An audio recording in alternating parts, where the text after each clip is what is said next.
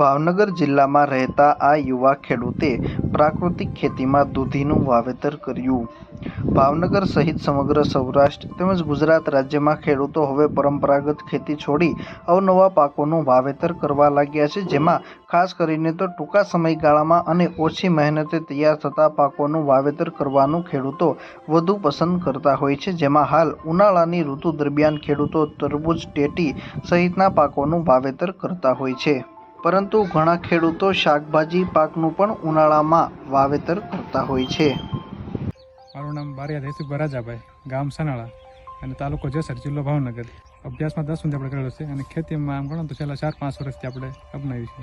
દૂધીમાં તો આપણે ગઈ સિઝનમાં દૂધીમાં હતી તો એમાં આપણને ભાવ સારા મળ્યા અને પછી પાછી આપણે બનાવી તો એમાં અત્યારે આમાં બહુ માંગ છે, કેમ કે દૂધી પૂરી તૈયાર થઈને ત્યાં ઓર્ડર પાછા એટલે આવી જાય અને ભાવે સારા મળે છે। આપણે 4 પાળા જેવા છે અત્યારે વાવેતર અને એક પાળામાં 320 જેવા છે। હાલ તમારે રોજના માટે કેટલું ઉત્પાદન થાય છે? ઉતારો કેટલો આવે છે? આપણે એક પાળે ડેઈલી આપણે મણ નીકળે છે, પાળામાં મણ નીકળે અને ભાવે આપણને કિલાના 20 લેખે મળે છે।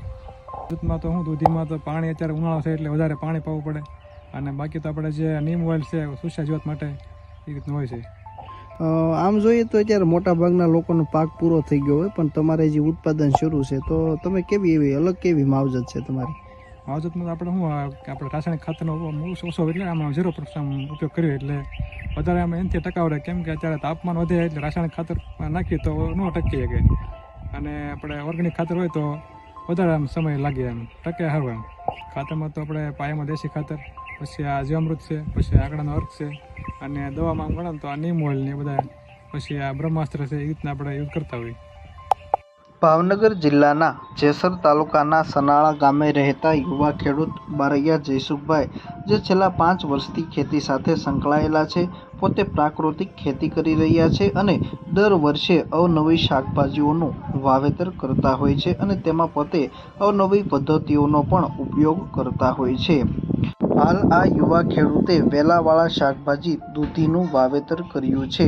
તેઓએ ફક્ત 4 ક્યારા તૈયાર કર્યા છે અને એક ક્યારામાં 300 બીજનું વાવેતર કર્યું છે। હાલ એક ક્યારામાંથી 1 મણ જેટલો ઉતારો મળી રહ્યો છે। દૂધીનું વેચાણ છૂટક તેમજ વેપારીને કરવામાં આવે છે અને 1 કિલોના ભાવ 20 રૂપિયા સુધી મળી રહ્યા છે। હાલ આ ખેડૂત રોજના માટે 1000 રૂપિયાથી લઈને 1500 રૂપિયા સુધીનું રોજના માટે દૂધીનું વેચાણ કરી રહ્યા છે। તેની માવજતમાં પોતે જીવામૃત, ઘન જીવામૃત તેમજ રોગ જીવાતના નિયંત્રણ માટે નિમાસ્ત્ર, બ્રહ્માસ્ત્ર સહિતનો ઉપયોગ કરી રહ્યા છે।